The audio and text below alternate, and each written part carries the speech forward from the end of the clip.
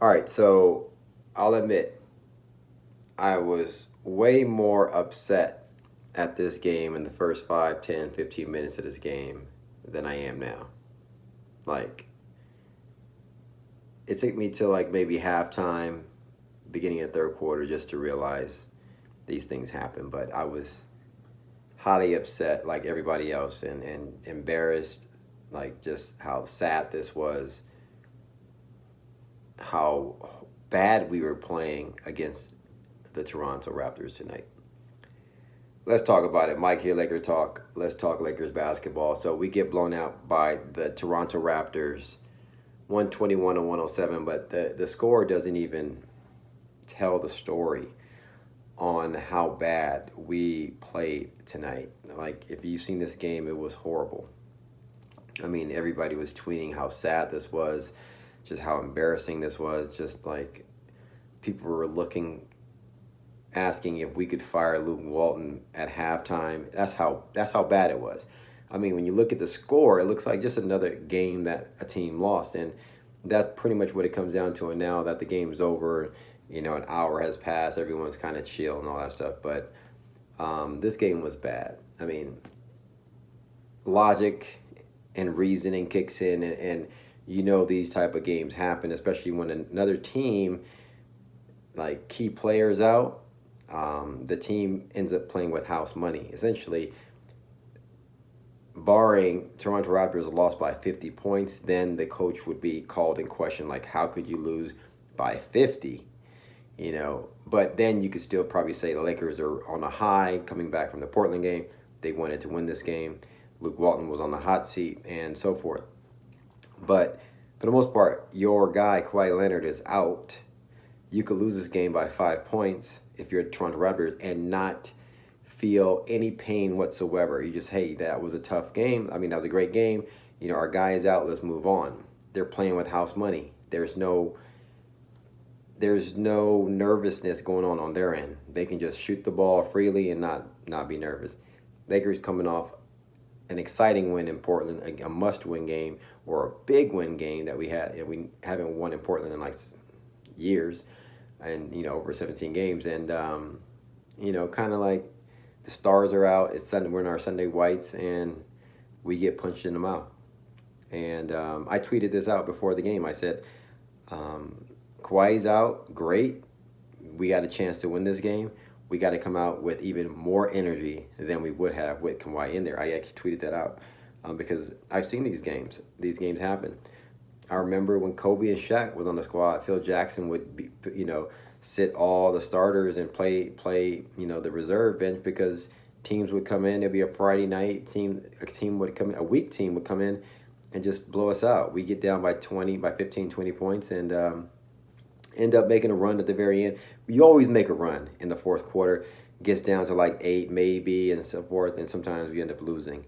Phil Jackson calls guys out. The next few games, the team is woke, and they go on and start kicking some butt, and that tends to happen. That's happened all the time. Matter of fact, I think it was last year when the Lakers squad went into Oracle and beat Golden State by 20 points. And Steve Kerr was just sitting there with his arm crossed, like just saying, like, we stunk tonight, And so these things happen. So yeah, at the end of the day, you can chalk up this happened, but it sucks that this happens. Right now, we've been, obviously, we went through this whole spiel with Magic having a talk with Luke Walton about, the Minnesota game and the Minnesota loss, and just like how we can't be having these type of lackadaisical things going on. Yeah, there's patience and stuff like that, but you can't be, you can't think like that. We got to think like we got to be ready. So hold on one second.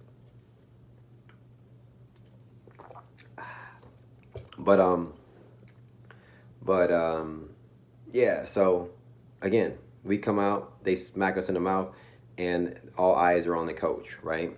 I even tweeted this out saying that if we get blown out by 20 or whatever, 25, 30, Luke Walton, based on principle, probably have to get the axe, and it's not even his fault. The personnel is just in it there. But yeah, there's some lackadaisical things. We didn't have an offense to start this game. We didn't have a defensive energy to start the game.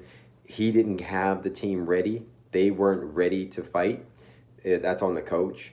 It didn't seem like we had to go to anything. His rotations are suspect. And yeah, so you gotta, like, on principle, you gotta, like, somebody's got to take the axe. And I thought Magic is probably steaming. If he had a talk with Luke Walton not too long ago, he had to be steaming. As bad as we as fans were thinking in the first, like, 15 minutes of this game, first quarter, he probably was getting up his walking papers midway through the game, no lie. But it got better, so I think Luke Walton is saved for another month or whatever, but guaranteed he's on. Just antennas are up. And so, yeah, to start the game, so I thought, like, yeah, he would have to get the axe, just on principle. But then I'm thinking, okay, we come back, and now there's a close game. He's probably still being watched.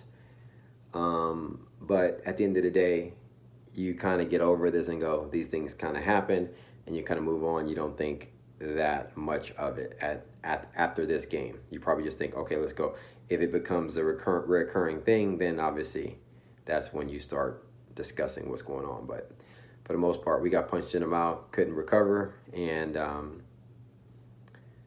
played a horrible game. Now, I'll go out and say this. We got some problems on the defensive end as well as on the offensive end. Guard play was kind of bad for the first three quarters. Rondo hit a couple of shots in the fourth quarter, and then Lonzo kind of stepped up and hit some big threes and kind of cut the lead to like 10 and stepped up. But for the most part, guard play was weak.